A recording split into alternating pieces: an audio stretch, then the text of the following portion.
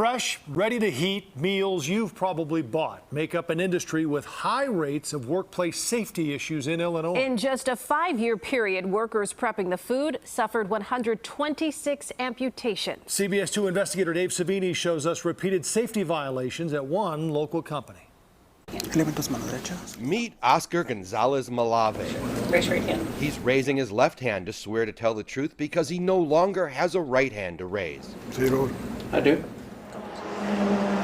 Oscar is suing the owner of this suburban factory in Bartlett, a company called Rana Meal Solutions, who he says failed to protect him while he worked here. I came to America to share my Giovanni Rana ravioli the same way I did with Italy 50 years ago. Rana, the maker of fresh pasta, is known nationwide.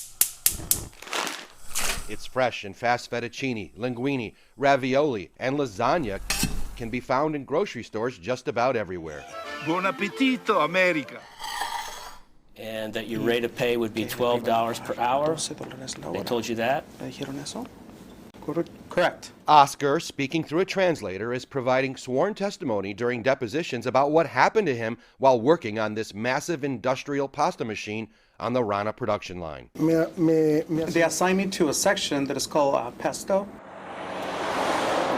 Then, in 2020, 9 months after being hired, he found himself fighting for his life. There was a lot of screaming. He was cleaning excess dough off of this machine when suddenly his hand got caught inside. It grabbed my hand and it did like one rotation. When it grabbed me, it lifted me up. It was like a rotation, a full rotation.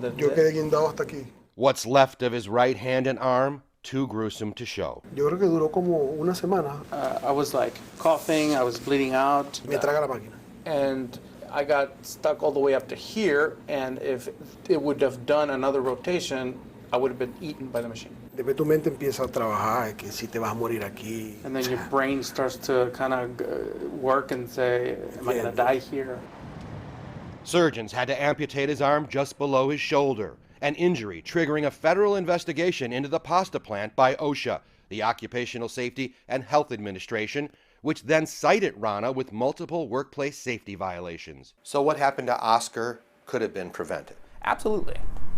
Kevin Herrera is legal director at Raise the Floor Alliance, a nonprofit working to protect low-wage manufacturing workers like Oscar. And it takes someone like Oscar losing a limb for us to pay attention. What is your reaction when you see these OSHA violations? The CBS 2 investigator showed him all the records we obtained from OSHA, which cited Rana for serious repeat violations. There was even a willful violation, the worst possible for worker safety training. To see the words serious, repeat, and willful in an investigation indicates to me that it was a very problematic workplace, or is a very problematic workplace. I mean, this is a situation where flesh, bone, nerves, muscle are being crushed slowly over seconds. Lance Northcutt and Aaron Bader are Oscar's attorneys. It seems that they're putting profits over people.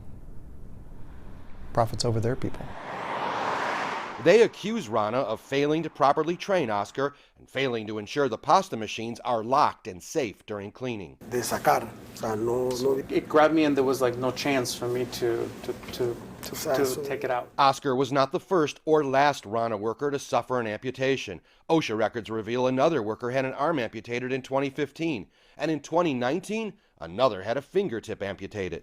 Pattern?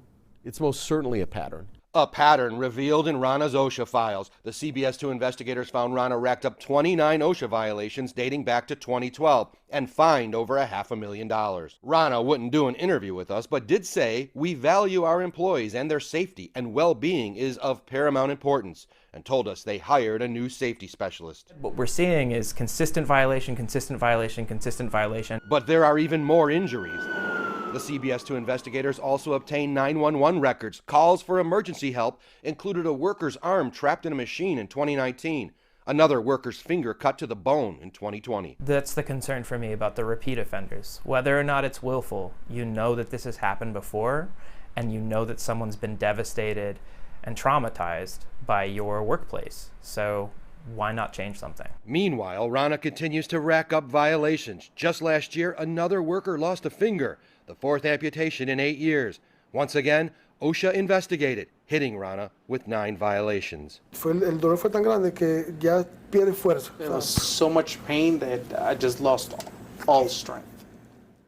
Like many companies, Rana appealed its violations. The 29 violations were reduced to 26, and the willful one in Oscar's case was downgraded to a repeat violation.